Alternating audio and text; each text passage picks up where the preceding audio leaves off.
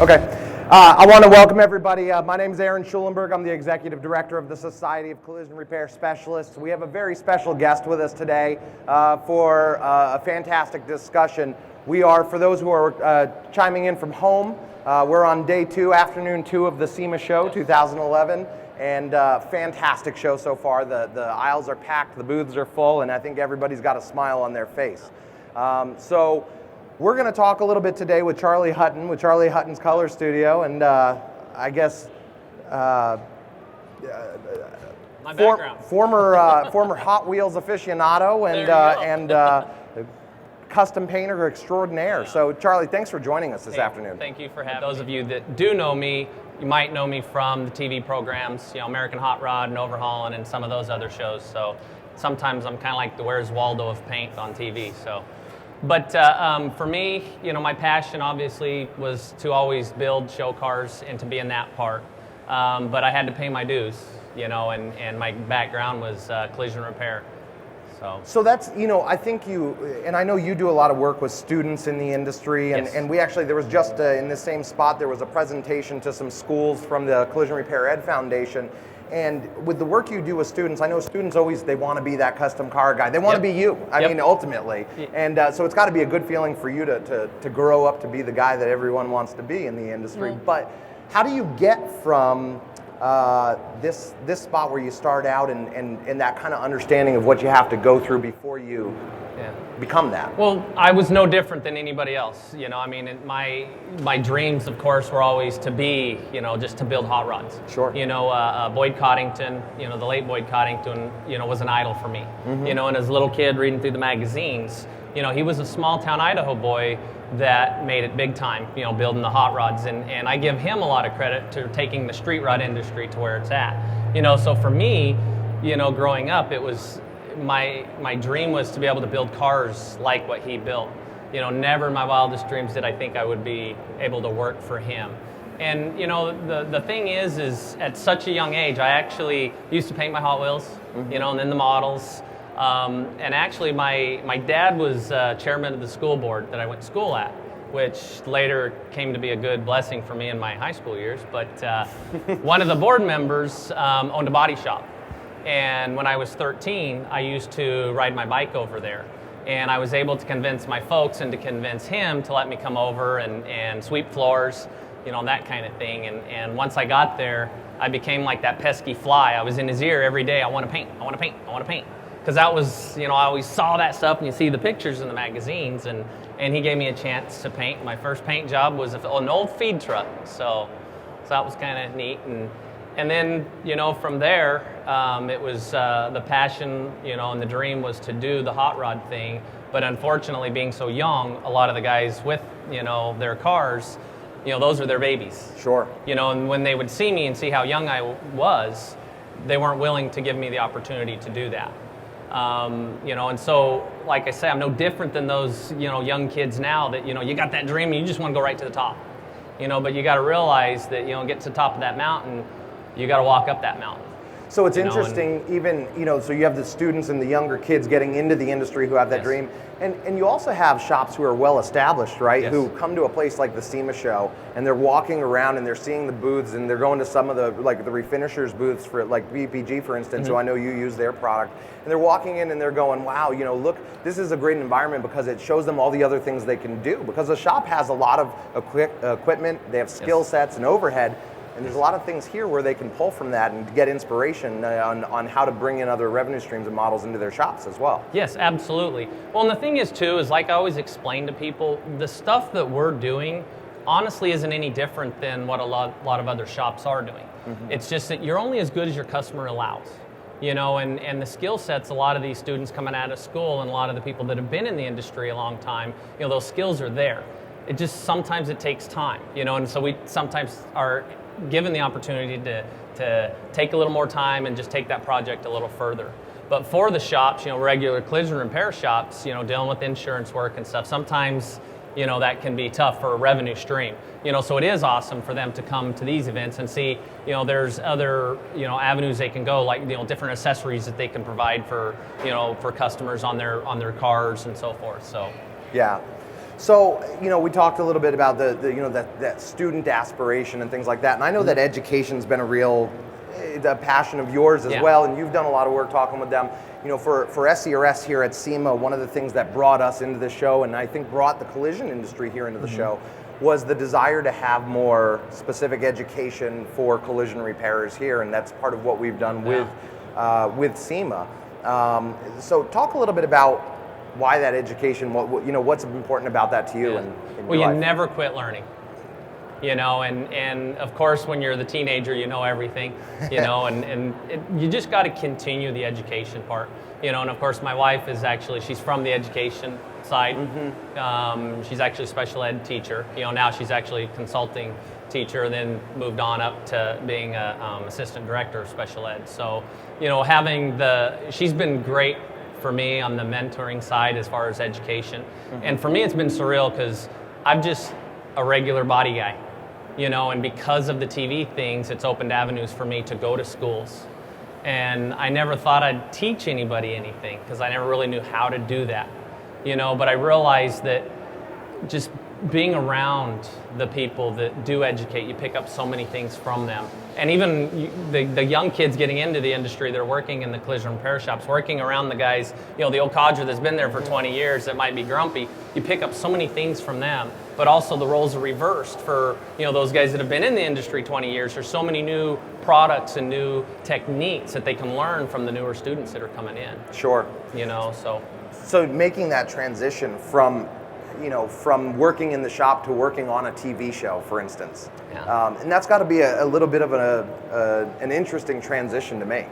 Yeah, I mean, for me, I'm a car guy, and my days on Boyd's, because I went to work for Boyd, just doing the hot rod thing way before the TV thing ever started. And, for me, one day Boyd, sat everybody down and explained to everybody we got a film crew coming in to film us work. And instantly you get the stage fright and you're thinking, what is this for? But I quickly realized that, I am who I am. And I'm a car guy at heart, and for me, I knew at the end of the day that that's what I was always gonna be. It wasn't gonna be that actor thing. But it's been surreal for me because never in my wildest dreams would I have ever thought that I would be mentoring other people. And that other people, it was kind of touching for me today, because again, it's hard for me sometimes because I don't want to be different than anybody else, and I'm really not, but sometimes the Lord puts us in different opportunities and different situations for a reason. And like today, I had a gentleman come up to me in a wheelchair that used to be a fabricator on a race team, and he had a motorcycle accident, and he's paralyzed. Well, now he can't fabricate, and he can't really get up close to do the welding and stuff like he used to do on the race cars. But he told me he used to watch the TV program and watching me paint, and just, he appreciated my work ethic, I guess, and he said I was a inspiration to him. And so now he's picked up the airbrush and picked up painting, and now he's a custom painter and paints smaller stuff, like motorcycles and helmets and stuff like that. And it's stuff like that that means so much to me, because I never ever thought I'd ever have that effect. I had the opportunity a couple years ago to talk with Skills USA, and to talk with the group who was there and some of the students who were competing. And we were talking about just this very thing, the desire to want to grow up and be that inspiration and be that custom painter and things along those lines. And for collision repairers, I think that's true as well, because you're performing work on a vehicle that's damaged, and it's a single mom with kids who need to get back and forth, and you're helping fix somebody's life on a smaller scale, but it's changing their life as well. So absolutely. It's funny because I have a lot of the guys that are in the collision repair industry that envy us to get to work on the hot rod thing. But I always put it into perspective, and not to take away what we do, but it's like I tell them, our job's really not that important. What we do is, I guess a bad way to put it is we feed the ego of the rich sometimes. The guys that work in the collision repair industry, their job is so much more important than ours because they do repair people's vehicles, that they rely on those to get to work, to provide for their families. So, but then, on that token too, I guess, we do have the opportunity, and the neatest part of my job is being able to fulfill people's dreams. Absolutely. Too. So yeah, and pretty well, because the work is phenomenal. So let's talk about your color studio, because what year did you reopen that or open that? We built it. Time goes so fast. I don't even sometimes even know. But it was in the late '90s that I got hooked up with Boyd. So timetable, I guess it was '05 that I left Boyd, went with Chip Foose, and then it was probably, I guess it was '08, I believe. I was able to move back up to Idaho and build our new facility up there. So I guess 3 years. We've had the new facility built 3 years. So. And since then, I mean, you've produced a number of pretty phenomenal pieces, and I know that the awards aren't the reason you do this, but regardless, you've won a number of awards since you've reopened that store and made some pretty big conversions in types of products that you use and things like that. So I think for collision repairers out there, I know you've gone through the transition of Waterborne. Yes. And made that switch, and I'm sure just like for a collision repairer who's going through that process or looking to go through that process, you probably had some things that you were looking at and switched over. So talk a little bit about that transition. Well, the transition for me is nobody likes change, and definitely, especially for me, you get comfortable with a product, and especially working on these cars, as expensive as they are, I can't afford to repaint one, on my dime. And so when working with PPG, with the EnviroBase, I was very hesitant. It was one of those things, because it was change. It was a new product. It's like, man, you get used to one, and now what's this new stuff? But the good thing, I guess, about it is I realized, once we researched it, that we weren't the guinea pigs. PPG's had it for years. They've had it in Europe, so it wasn't new technology for PPG. Right. And once they kind of got me cornered and said, hey, just try this stuff. And once we started spraying it, it was unbelievable how easy it sprayed.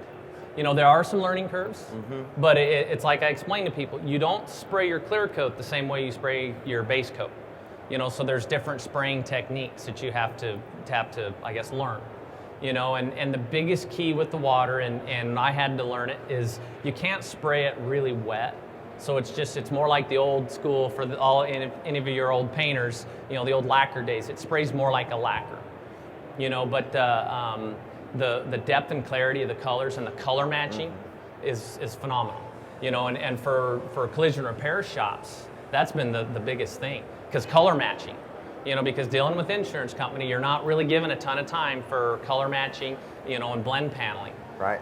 Painting. So, that's been the big godsend for the collision repair industry is how well the color matching is with the water, and then the speed of the water, which you'd think water would be so much slower, it's a lot faster, so it cuts flash times between coats from, solvent versus water.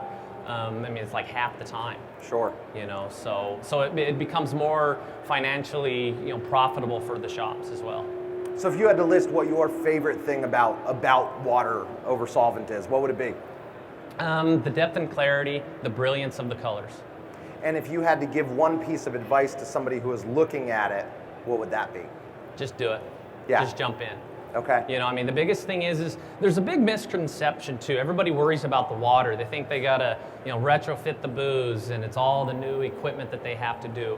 The biggest factor is just air movement, and it's really not the big cost that people think it is.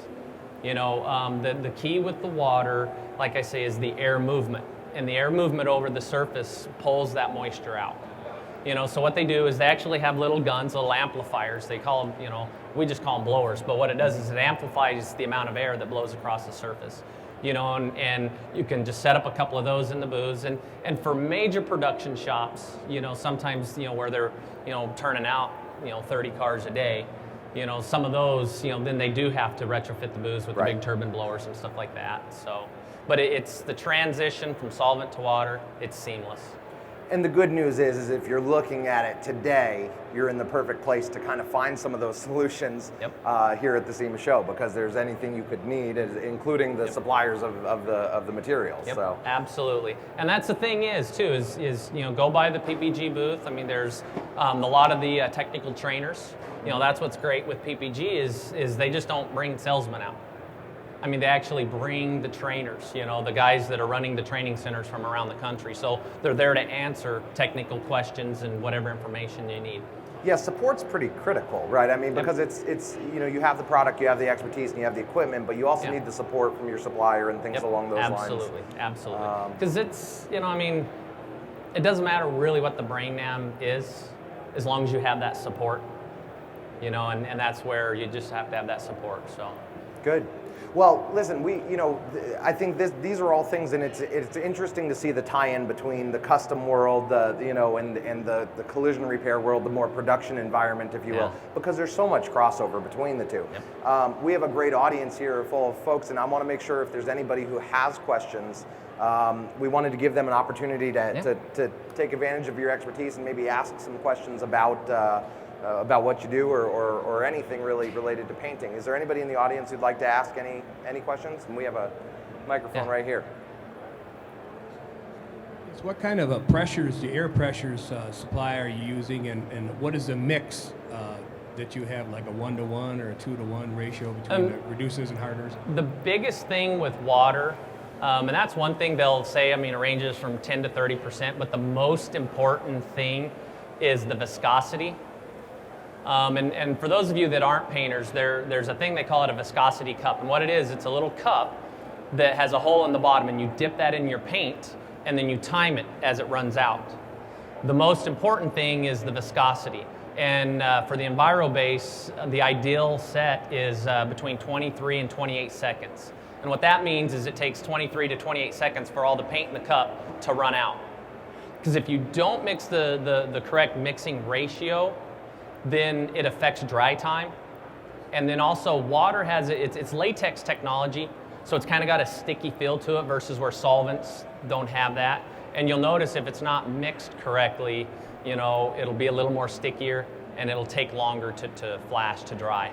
And air pressures just depends on what gun you're using, you know, whether it's SATA, Iwata, you know, each gun has a different setting. Because like Iwata, you don't need to use near the air pressure that you do with the SATA, so it just depends on the gun.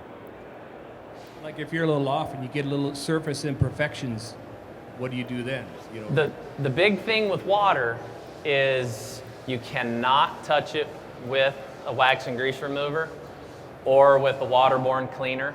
Because like in the solvent days, if you wanted to nib something, what we would use as a wax and grease remover is a lubricant with our sandpaper. Well, with water, don't do it. I've tried it, doesn't work, because it'll wipe it right off. So what you do is let it fully dry and then take dry sandpaper and nib it with just dry sandpaper. And the best thing, don't use wet dry paper, use actual dry sanding paper like a DA disc. Because with wet dry paper is designed to be with water for a lubricant, so it cuts a lot coarser. So what you would want to use is like just DA paper, like 3M or Norton or any of those companies. And all you do is just swipe it. And if it powders up, then you're fine. Other questions, folks in the audience? Hey, this is great. I can make up answers all day.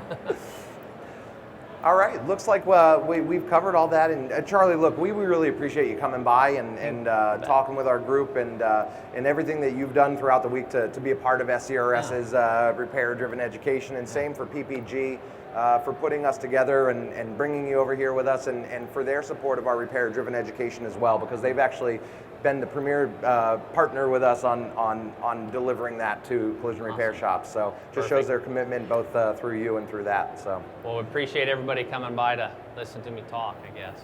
Thank you very much. Hey, Thanks, thank Charlie. you.